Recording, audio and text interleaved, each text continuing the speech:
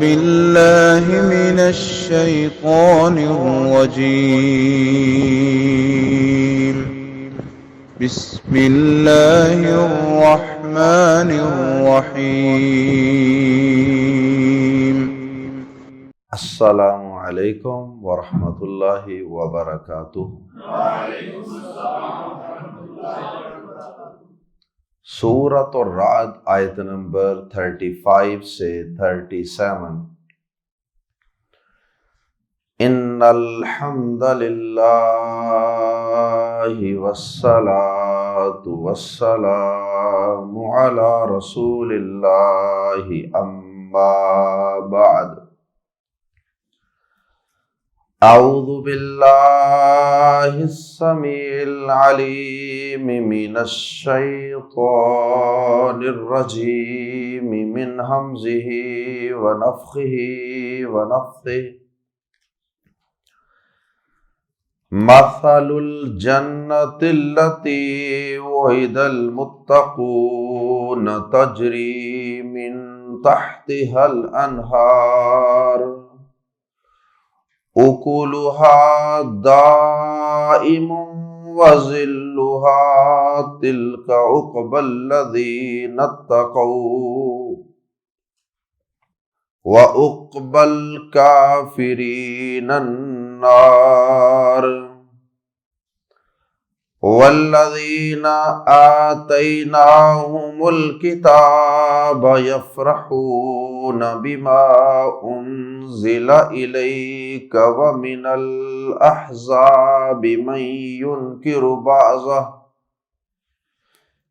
قل انما امرت ان اعبد اللہ ولا اشرک به الیہ ادعو والیہ مآب۔ وَكَذَلِكَ أَنزَلْنَاهُ حُكْمًا عَرَبِيًّا وَلَئِنِ اتَّبَعْتَ أَهْوَاءَهُمْ بعدما جاءك من العلم ما لك من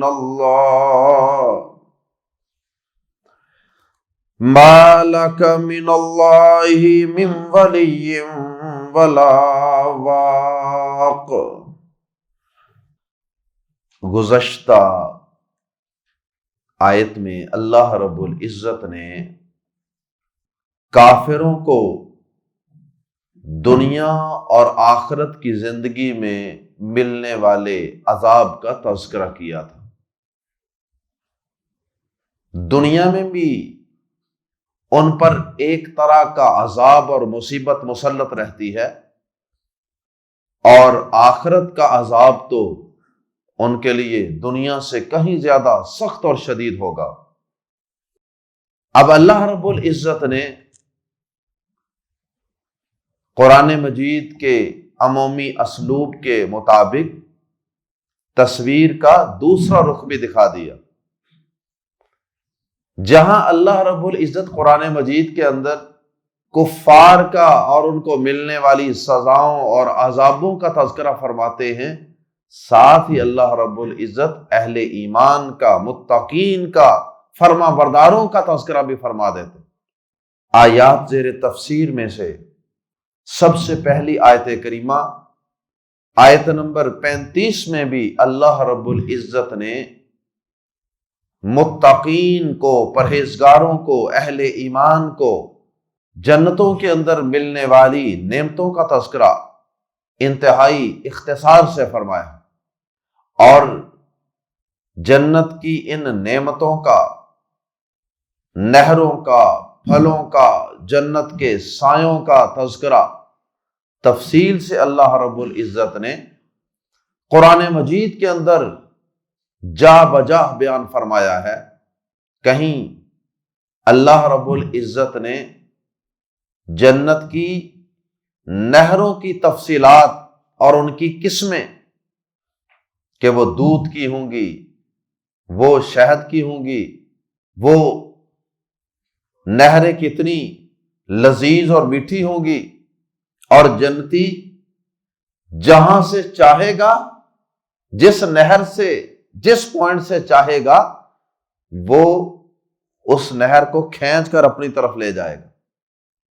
سورہ محمد صلی اللہ علیہ وسلم کے اندر اللہ رب العزت نے ان نہروں کا تذکرہ تفصیل سے فرمایا، اور پھر ان جنتوں کے اندر ملنے والے پھلوں کا تذکرہ تفصیل سے اللہ پاک نے سورہ واقعہ میں، سورۃ البقرہ میں بیان فرمایا، اور پھر اسی طرح جنت کی نعمتوں کا تذکرہ سورۃ النساء میں اور دیگر بہت سے مقامات پہ بیان فرمایا۔ اور اللہ تعالیٰ نے جنت کے اندر جو نعمتیں عطا کرنی ہیں ان ساری نعمتوں کا لب لباب 2-4 لائنوں میں عرض کرتا ہوں کہ نبی صلی اللہ علیہ وسلم نے فرمایا کہ جنت کے اندر جو پھل ہوں گے، جس پھل کو انسان کا کھانے کو جی چاہے گا وہ پھل اس کے قریب آ جائے، پھل کو توڑنے میں، اتارنے میں کسی قسم کی کوئی مشقت نہیں ہوگی، بالکل آسانی سے، اور کسی وہاں پہ ویٹر کو آرڈر دینے کی، بیل دینے کی، آوازیں کسنے کی ضرورت نہیں ہوگی، بس ایک خیال دل میں لانا ہے اور وہ خیال اور خواہش پوری ہو جائے۔ اور پھر جنت کے پھل ایسے ہوں گے، شکلوں میں ملتے جلتے ہوں گے، لیکن جس کو ہاتھ ڈالو گے، جس کو کھاؤ گے، وہی پہلے سے نرالا، وہی پہلے سے زیادہ لذیذ اور مختلف ذائقے پہ مبنی، مختلف ذائقے کا حامل پھل۔ اللہ اکبر۔ پیارے نبی صلی اللہ علیہ وسلم نے فرمایا کہ جنت کے اندر سایہ اس قدر گھنا ہوگا، اس قدر لمبا سایہ ہوگا کسی درخت کا کہ اگر سوار 100 سال تک بھی سوار ہو کر کسی سواری پہ اس سائے کے اندر چلتا رہے، سواری بگاتا رہے، ختم نہیں ہوگا۔ اور دوسری طرف جہنم کی صورتحال تو آپ کے سامنے واضح ہے، ادھر آگ کے شعلے بلند ہو رہے ہوں گے اور ادھر پرسکون جنت، سایہ دار اور گھنے سایہ دار درختوں والی جنت۔ دنیا کی گرمی تھوڑی ہوتی ہے، آخرت کے مقابلے میں تو بہت تھوڑی گرمی ہے نا، اس کے باوجود بھی یہاں دنیا کے ماڑے موٹے جو درخت ہیں، دنیا کی ماڑی موٹی جو گرمی ہے، اس کے اندر بھی ان درختوں کی نعمت کا احساس ہوتا ہے جون کے مہینے میں، گرمی کے مہینوں میں۔ تو پھر وہ جنت کہ جس کے اڑوس پڑوس میں جہنم اس دنیا کی گرمی سے، آگ سے 69 گنا زیادہ گرم، اور اس جنت کے اندر جو سایہ ہوگا وہ بھی دنیا کے عام درختوں کا سایہ نہیں، وہ تو جنتوں کے خاص درختوں کا سایہ ہوگا۔ کتنا گھنا ہوگا، کتنا وہ پرسکون ہوگا، اس میں انسان کے لیے تسکین کا، راحت کا کیا سامان ہوگا، we cannot imagine، ہم تصور نہیں کر سکتے اس دنیا کی زندگی میں۔ اس لیے کہ جنت کی نعمتوں کے متعلق اللہ پاک نے نبی پاک صلی اللہ علیہ وسلم کی زبان صادق سے یہ بات ہم تک پہنچائی ہے کہ وہ نعمتیں ایسی نعمتیں ہوں گی جنہیں کسی آنکھ نے دیکھا نہیں ہوگا، کسی کان نے ان کی صحیح اور پوری پوری حقیقت کو سنا نہیں ہوگا۔ وَلَا خَطَرَ عَلَى قَلْبِ بَشَرٍ، اور نہ ہی ان نعمتوں کا صحیح خیال کسی دل میں سے بھی گزرا ہوگا کہ ایسے ایسے ہو سکتا ہے۔ یہ تو ایک موٹا موٹا سکیچ اور خاکہ ہے جو قرآن مجید نے ہمارے سامنے رکھا ہے، کیونکہ ہمارا سافٹ ویئر ہی بہت چھوٹا ہے، ہمارا دماغ ہی بہت محدود ہے، ہماری سوچ، ہمارا جو مدر بورڈ ہے وہی بہت چھوٹا ہے۔ اللہ اکبر۔ پیارے نبی صلی اللہ علیہ وسلم نے فرمایا کہ جنت کے اندر کوئی شخص بوڑھا نہیں ہوگا، جنت کے اندر کوئی شخص بیمار نہیں ہوگا جنت میں، نہ کمزوری ہوگی، نہ بڑھاپا ہوگا، جوانی ہی جوانی، صحت ہی صحت۔ بلکہ ایک آدمی کو نبی صلی اللہ علیہ وسلم نے فرمایا کہ اللہ پاک 100 آدمیوں کے برابر قوت اور طاقت عطا فرما دے۔ اور پھر پیارے نبی صلی اللہ علیہ وسلم نے فرمایا کہ جنت کی نعمتوں کے کیا کہنے کہ وہاں جنتی کو پیشاب پخانے کی زحمت بھی نہیں دی جائے کہ جاؤ کچھ دیر کے لیے گندگی والی جگہ پہ جاؤ اور وہاں پہ گندگی کی سمیل سونگو، ایسا نہیں ہوگا۔ پیشاب پخانا اور ناک میں سے بلغم وغیرہ ریشہ یہ آئے گا ہی نہیں، اور ہضم کا نظام اتنا خوبصورت ہوگا کہ بس آدمی ایک ڈکار مارے گا، آدمی کو ہلکا سا پسینہ آئے گا اور سب کچھ ہضم۔ اور وہ پسینہ دنیا کے پسینے جیسا سمیل بدبو والا نہیں ہوگا، وہ پسینہ جو ہلکا سا آئے گا نا وہ بھی کستوری کی خوشبو ہوگی۔ اللہ اکبر۔ آئیے قرآن مجید کے الفاظ میں پڑھتے ہیں۔ مثلو صفت، مثلو کا ایک معروف معنی تو ہوتا ہے مثال، مثل، طرح، برابر، لیکن مثلو کا ایک معنی وصف، صفت، خوبی بھی ہوتا ہے، اور خصوصاً قرآن مجید کے میں یہ جنت کے لفظ کے ساتھ اکثر استعمال ہوتا ہے۔ مثل الجنتی، اس جنت کی صفت، اس جنت کی خوبی، التی، جس کا وعدہ، وعدہ کیا گیا ہے، وعدہ اس نے وعدہ کیا، اور وعدہ فعل مجہول ہے پیسے وائز، اس سے وعدہ کیا گیا۔ وعد المتقون، متقی لوگوں سے وعدہ کیا گیا ہے۔ التی وعد المتقون، جس کا متقی پرہیزگار پھونک پھونک کے زندگی گزارنے والوں کے ساتھ وعدہ کیا گیا ہے۔ متقون کا لفظ بول کے یہ اشارہ کر دیا ہے کہ دنیا میں حرام سے بچنے والے، اللہ کے کہنے پر ناجائز اور حرام چیزوں سے اپنے آپ کو بچا کر رکھنے والے، ان کو جنت کی نعمتیں ملیں۔ مثل الجنت التی وعد المتقون، اس جنت کی صفت جس کا متقی لوگوں سے وعدہ کیا گیا ہے، اور اللہ اپنے وعدے کی خلاف ورزی نہیں کیا کرتا۔ اس کی صفت کیا ہے؟ اس کی خوبی کیا ہے؟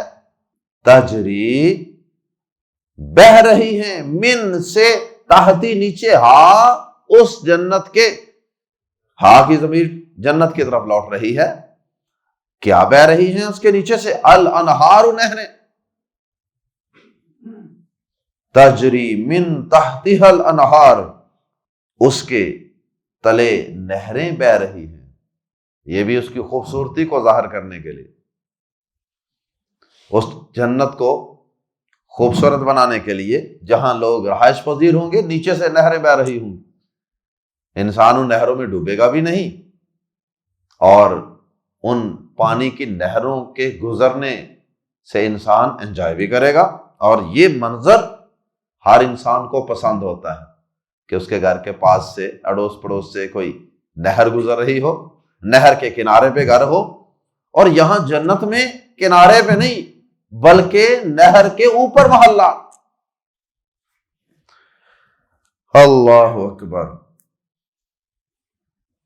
اکلوہا، اکل پھل، اکلوہا اس کا پھل، ہا کی ضمیر پھر لوٹ رہی ہے اکلوہا الجنہ کی طرف، اکلوہا اس کا پھل، دائم ہمیشہ رہنے والا ہے۔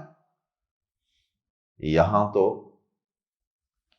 آدمی سردیوں کے اندر مینگو کو یاد کرتا رہتا ہے کب مینگو آ رہا ہے، کمنگ سون۔ تربوز کو سردیوں میں یاد کرتا ہے۔ کسی موسم میں کوئی پھل آتا ہے، کسی موسم میں کوئی پھل آتا ہے۔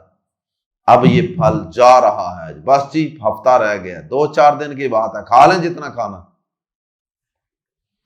فرمایا اکلھا دائم، اس جنت کے پھل وہ دائمی ہوں گے ہمیشہ۔ وظلھا، اور اس کا سایہ بھی، جنت کا سایہ بھی دائمی ہوگا۔ یہ نہیں ہے کہ سایہ چلا گیا۔ گرمیوں کے اندر ایسے ہوتا ہے، کئی جگہوں پہ سایہ ہوتا ہے، آدمی اس کے نیچے بیٹھتا ہے، کچھ دیر کے بعد وہ سایہ آہستہ آہستہ آہستہ ختم ہو جاتا ہے یا بیٹھنے کی جگہ سے چلا جاتا ہے۔ ایسے ہی سردیوں کے اندر بھی ہوتا ہے، آدمی دھوپ چاہتا ہے، دھوپ میں بیٹھتا ہے، آہستہ آہستہ دھوپ چلی جاتی ہے، سایہ بڑھتا جاتا ہے، اور آدمی اپنی بیٹھنے کی جگہ کو دھوپ کی طرف لے کے جاتا رہتا ہے۔ ایک وقت آتا ہے کہ وہ دھوپ ہاتھ سے نکل جاتی ہے، ایسے سایہ ہے۔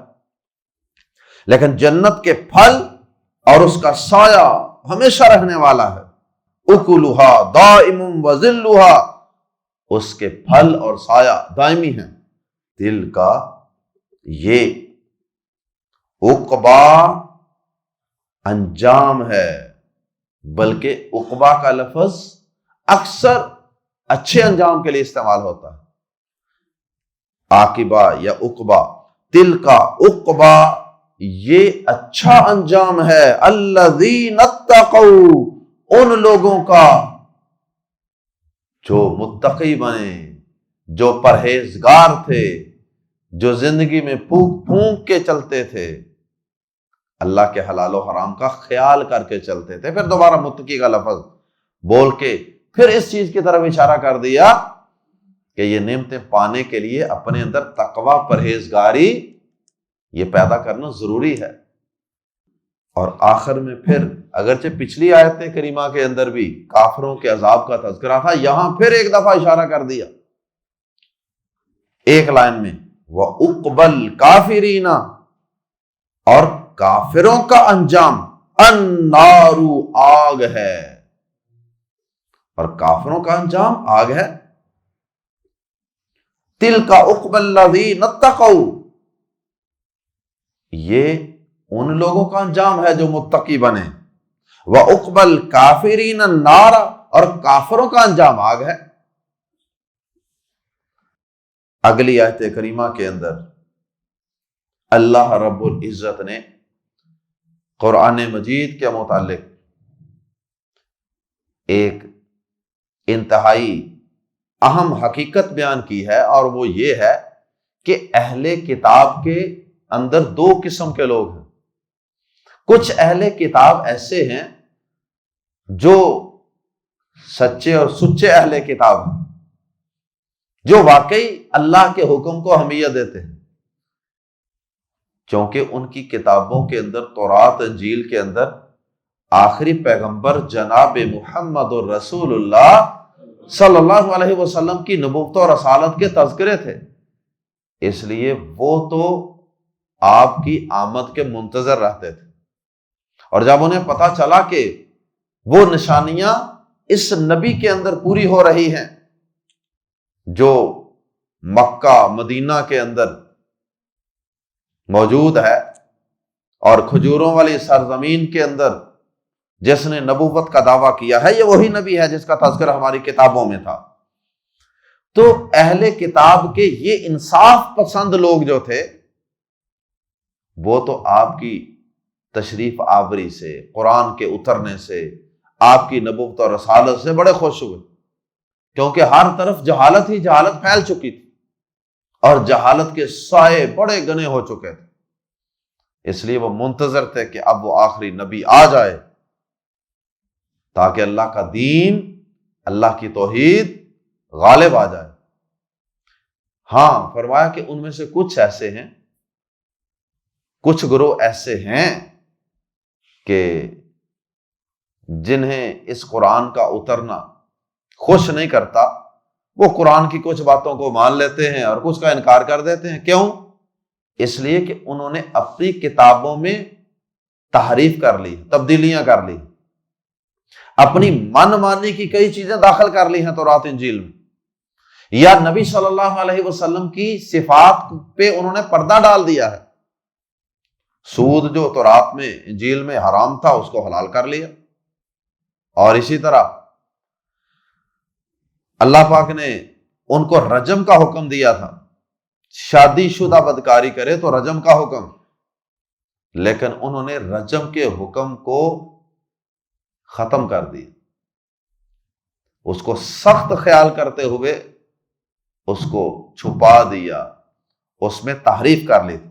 تو ایسے لوگوں کو اس قرآن کا اترنا کس طرح پسند ہو سکتا؟ ایسے لوگ جو اپنی خواہشات کے پیچھے چلے ہوئے تھے، انہوں نے اپنی کتابوں کو بھی اپنی خواہشات کے مطابق تبدیل کر لیا تھا، ایسے لوگ اس قرآن کے اترنے پہ، اس پیغمبر کے تشریف لانے پہ، اس پیغمبر کی آمد پہ خوش ہوتے تو کیسے ہوتے؟ تو یہ اہل کتاب کے دو گروہوں کا تذکرہ کیا کہ دو کیٹیگریز ہیں اہل کتاب کے لوگوں کی بھی۔ اللہ اکبر۔ اور ساتھ ہی پھر اللہ پاک نے آخر میں نبی صلی اللہ علیہ وسلم کو اس بات کا حکم دیا کہ اے نبی صلی اللہ علیہ وسلم، یہ اہل کتاب کے کچھ گروہ اگر قرآن کو نہیں مانتے تو نہ مانیں، قرآن کا انکار کرتے ہیں تو کرتے رہیں، آپ کی آمد پر اگر یہ خوش نہیں ہے تو نہ ہوں، آپ کو ہم نے جس کام کا، جس بات کا حکم دیا نا، توحید کے پرچار کا، صرف اور صرف اللہ کی پکار کا، صرف اور صرف اللہ کی عبادت کرنے کا، اور کسی اور کو اس کا شریک نہ بنانے کا، آپ بس اس پر ڈٹے رہیں، جمے رہیں، اور اللہ کی شریعت، اللہ کے پیغام کو بغیر کسی کم و کاست کے لوگوں تک پہنچاتے رہیں۔ اللہ اکبر۔ آپ عبادت بھی اللہ کی کریں اور آرڈر اور حکم بھی اسی کا اوبے کریں، اطاعت بھی اسی کی۔ آئیے قرآن مجید کے الفاظ میں آخری دو آیات بھی پڑھتے ہیں۔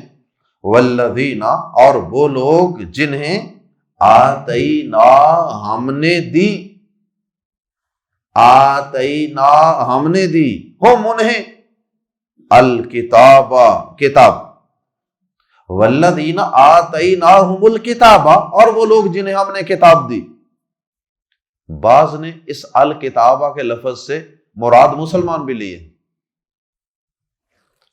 لیکن زیادہ اہل علم نے، زیادہ مفسرین نے اس سے مراد اہل کتاب کی کتابیں تورات انجیل ہی لی۔ والذین آتیناہم، اور وہ لوگ جنہیں ہم نے کتاب دی ہے، یفرحون، وہ خوش ہوتے ہیں، فرحت، فرحان، یفرحون، وہ خوش ہوتے ہیں، بازربی پر، کس پر؟ ما جو انزلہ اتارا گیا ہے، انزلہ اس نے اتارا، اور انزلہ فعل مجہول پیسے وائس، اتارا گیا، الیکا آپ کی طرف، اے نبی صلی اللہ علیہ وسلم، وَمِنَ الْأَحْزَابِ، اور کچھ گروہ وہ ہیں، وَمِنَ الْأَحْزَابِ، من کا لفظ بعض کا معنی بھی دیتا ہے، وَمِنَ الْأَحْزَابِ، اور احزاب حزب کی جمع ہے، حزب گروہ کو کہتے ہیں، جتھا گروہ، سورۃ الاحزاب قرآن میں موجود ہے۔ وَمِنَ الْأَحْزَابِ، اور گروہوں میں سے کچھ وہ ہیں، مَن يُنْكِرُ، جو انکار کرتے ہیں، بَعْضَهُ، اس کے بعض کا۔ اہل کتاب میں سے کچھ گروہ ایسے بھی ہیں، کچھ فرقے ایسے ہیں، کچھ لوگ ایسے ہیں، کچھ قبیلے ایسے ہیں کہ جو قرآن مجید کی ساری باتوں کو نہیں مانتے، جو ان کی خواہشات کے خلاف ہیں، جو ان کی تحریف اور تبدیل شدہ کتابوں کے خلاف ہیں، وہ ان کا انکار کر دیتے ہیں۔ اس لیے اے نبی صلی اللہ علیہ وسلم، آپ نے اہل کتاب کی خواہشات کے مطابق نہیں چلنا. ہم نے آپ کو جس بات کا حکم دیا ہے نا وہ یہ ہے کہ قل کہہ دیجئے انما صرف امرتو مجھے حکم دیا گیا ہے. انما امرتو مجھے تو صرف یہ حکم دیا گیا ہے. امرتو میں نے حکم دیا اور امرتو مجہول مجھے حکم دیا گیا ہے ان اعبد اللہ کہ میں اللہ کی عبادت کروں ولا اشرکا اور نہ میں شریک ٹھہراؤں بھی اس کے ساتھ. بس مجھے تو اس بات کا حکم دیا گیا. آپ بس اس بات کا دو ٹوک اعلان کر دیں. کوئی خوش ہوتا ہے تو خوش ہو جائے, کوئی ناراض ہوتا ہے تو ناراض ہو جائے. آپ نے اس کی کوئی پرواہ نہیں کرنی. کہہ دیجئے ڈنکے کی چوٹ پہ اعلان کر دیجئے کہ مجھے تو حکم دیا گیا ہے کہ میں صرف اللہ کی عبادت کروں اور اس کے ساتھ شریک نہ ٹھہراؤں.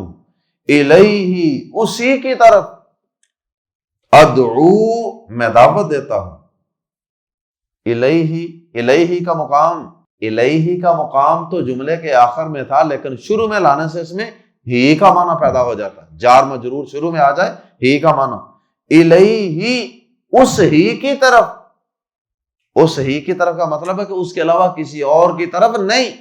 الہی اسی کی طرف ادعو میں بلاتا ہوں, میں دعوت دیتا ہوں. یدعو وہ بلاتا ہے, تدعو تو بلاتا ہے, ادعو ندعو ہم بلاتے ہیں. الیہ ادعو اسی کی طرف میں بلاتا ہوں. وَإِلَيْهِ اور اسی کی طرف مآبی میرا لوٹنا ہے. آخر میں چھوٹی یا تھی جو حذف کر دی گئی. عربی زبان کے اسلوب کے مطابق اکثر حذف کر دی جاتی ہے لیکن اس کی علامت مآب کے آخر میں با کے نیچے جو زیر ہے یہ اس یا کی علامت ہے جو حذف ہو چکی ہے کہ واقعی یہاں یا تھی, اس لیے ہم ترجمہ کر رہے ہیں مآبی اسی کے طرف میرا لوٹنا ہے. اسی کی طرف میں بلاتا ہوں, اسی کے میں گن گاتا ہوں, اسی کی میں عبادت کرتا ہوں, اسی کے سامنے قیام, اسی کے سامنے رکوع, اسی کے سامنے سجدہ, اسی کے سامنے دعا کے لیے ہاتھ اٹھاتا ہوں. اسی سے امید اور اسی کی طرف میرا لوٹنا ہے. وَكَذَلِكَ اور اسی طرح اے نبی صلی اللہ علیہ وسلم انزلناہ ہم نے اتارا ہے اسے. کسے؟ قرآن مجید کو, جس پر بعض اہل کتاب تو خوش ہوتے ہیں اس کے اترنے پر اور بعض کے منہ لٹک جاتے ہیں جن کی خواہشات پہ زد پڑتی ہے. تو فرمایا اسی قرآن کے متعلق مزید کچھ باتیں. وَكَذَلِكَ اور اسی طرح انزلناہ ہم نے اتارا ہے اسے اس قرآن کو حکمن حکم بنا کر, آرڈر بنا کر, فرمان بنا کر, عربی یا عربی, اور اسی طرح ہم نے اسے عربی فرمان بنا کر اتارا ہے. عربی میں اتارا ہے, عربی کی فصاحت و بلاغت اور حسن اور خوبصورتی کی وجہ سے. اور اس کا مقصد یہ بھی تھا کہ آپ جس علاقے میں رہتے ہیں وہاں کے لوگ سب سے پہلے اس قرآن کے مخاطب ہیں. وہ پہلے اس قرآن کو سمجھیں گے, عمل کریں گے, تو ظاہر ہے کہ پھر ان کی زبان میں اتارنا ہی زیادہ موزوں اور مناسب تھا. اور اسی طرح ہم نے اسے عربی فرمان بنا کر اتارا ہے. والا ان اور البتہ اگر, واو اور لام زبر لا, اگر واو اور لام زبر لا, البتہ ان اگر اتبعتا تو نے پیروی کی, اے نبی صلی اللہ علیہ وسلم آپ نے اتباع کی, پیروی کی, اہواءہم ان کی خواہشات کی. ہوا کی جمع اہوا, ہوائے نفسانی, اہواءہم ان کی خواہشات کی, ان کی ڈیزائرز کی. اگر آپ نے پیروی کی قرآن اترنے کے بعد بھی عربی فرمان آرڈر جاری ہونے کے بعد بھی اگر آپ نے کہیں ادھر ادھر لوگوں کی سوچ کو مد نظر رکھتے ہوئے لوگوں کے اقوال، ان کے افعال، ان کی پیروی کی، بعد ماں کے جا وہ آ گیا، کہاں تیرے پاس کیا آ گیا؟ من العلمی، کچھ علم، اس کے بعد جو تیرے پاس علم میں سے آ چکا۔ سارا علم تو اللہ نے نہیں دیا کسی کو بھی، تو من کا مطلب بعض، من العلمی کچھ علم، یا علم میں سے کچھ، اور مراد ہے قرآن۔ اللہ اکبر۔ اب نبی صلی اللہ علیہ وسلم نے تو لوگوں کی خواہشات کی پیروی نہیں کرنی تھی نا، اصل میں نبی صلی اللہ علیہ وسلم کو مخاطب کر کے بات سمجھائی ہے امت کو کہ آپ نے کبھی بھی دین کی دعوت پیش کرتے وقت، قرآن سمجھتے سمجھاتے وقت یہ نہیں دیکھنا کہ لوگوں کی اکثریت کیا کر رہی ہے، کیا کہہ رہی ہے، کدھر جا رہی ہے، لوگوں کی خواہشات کو فالو نہیں کرنا، بلکہ علم کو فالو کرنا ہے، علم، اور علم قرآن ہے۔ یہی تو وجہ ہے کہ جو شخص قرآن پڑھتا ہے پھر وہ اپنے خاندان، اپنے معاشروں کے سارے نظاموں سے متنفر ہو جاتا ہے، اور پھر اس کا رستہ باقیوں سے جدا ہو جاتا ہے۔ اللہ اکبر۔ ما لکا، نہیں ہے تیرے لیے، نہیں ہے آپ کے لیے، من اللہ، اللہ کے مقابلے میں، من ولی، کوئی دوست ولی، ولا واقن، اور نہ کوئی بچانے والا۔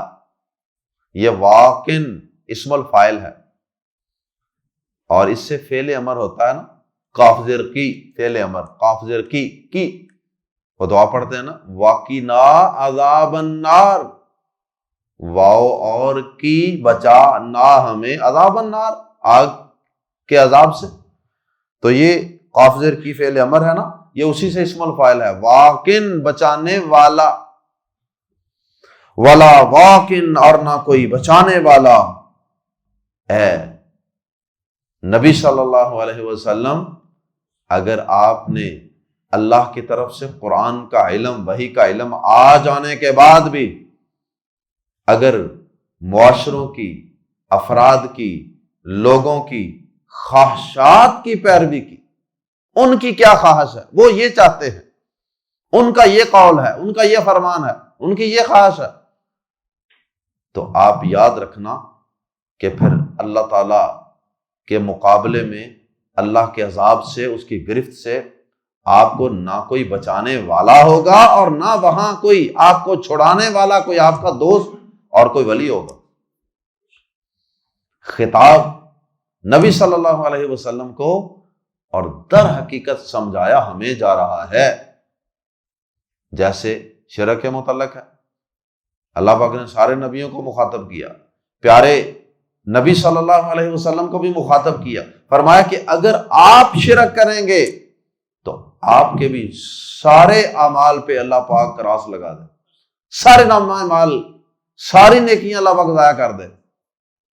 اب نبیوں نے تو شرک نہیں کرنا ہوتا، وہ تو شرک مٹانے آتے ہیں، تو سمجھانا امت کو یہ مقصود ہوتا ہے کہ اگر نبی بھی توحید چھوڑ کے شرک کا اختیار کرے گا تو اللہ کو اس چیز کی بھی پرواہ نہیں ہے کہ اللہ اس کے بھی اعمال کو ضائع کر دے، تو پھر میں اور آپ کس کھیت کی مولی ہیں؟ اصل میں ہمیں اس گناہ کی سنگینی سے ڈرانا مقصود ہوتا ہے۔ اسی طرح یہاں کہ اگر نبی بھی وہی چھوڑ کر کسی کے قول اقوال، کسی کی خواہشات کے پیچھے چلے گا، برادری کے، معاشرے کے پیچھے چلے گا، تو اللہ پاک سے اس کو بھی کوئی بچانے والا نہیں ہوگا۔ تو اگر نبی کے متعلق بھی اللہ کا یہ قاعدہ قانون ہے، حالانکہ نبی تو ایسا کر ہی نہیں سکتا، تو پھر اے انسانوں، اے مسلمانوں، اپنے متعلق سوچ لو کہ اگر اللہ کی وحی کو، قرآن کو، حدیث کو، سنت کو چھوڑ کر کسی بڑے کے قول اقوال کے پیچھے چلو گے، آنکھوں پہ پٹی باندھ کے کسی کے پیچھے چل پڑو گے، چاہے وہ قرآن کے خلاف کہہ رہا ہو، حدیث کے خلاف کہہ رہا ہو، تو پھر خود اپنے انجام کو سوچ لو کہ قیامت کے دن پھر تمہیں کوئی اللہ سے بچانے والا نہ کوئی ولی ہوگا، نہ کوئی امام ہوگا، نہ کوئی دوست ہوگا، نہ کوئی بزرگ ہوگا، نہ کوئی بڑا وڈیرا ہوگا، نہ کوئی سیاسی رہنما ہوگا، نہ کوئی مذہبی رہنما ہوگا، کیونکہ یہ گناہ اتنا بڑا ہے کہ اللہ کی گرفت سے پھر انسان بچ نہیں سکے۔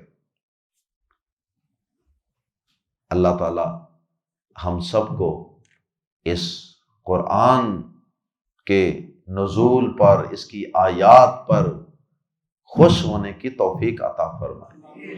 اللہ اس قرآن پر خوش ہونے والے لوگوں میں ہمیں بھی شامل فرما لے، اور اللہ ہمیں اسی قرآن کی پیروی کرنے کی توفیق عطا فرمائے، اور اس قرآن کے مقابلے میں جو کچھ بھی معاشروں میں چل رہا ہے، اللہ ہم سب کو اس سے اپنی پناہ میں رکھے، اور اس کے نتیجے میں صرف قرآن کو فالو کرنے کے نتیجے میں پھر اللہ ہمیں ان جنتوں کا وارث بنا دے جن جنتوں کی صفات اللہ رب العزت نے آیات زیر تفسیر میں بیان فرمائی ہیں۔ سبحانک اللہم و بحمدک اشہد ان لا الہ الا انت استغفرک و اتوب الیک۔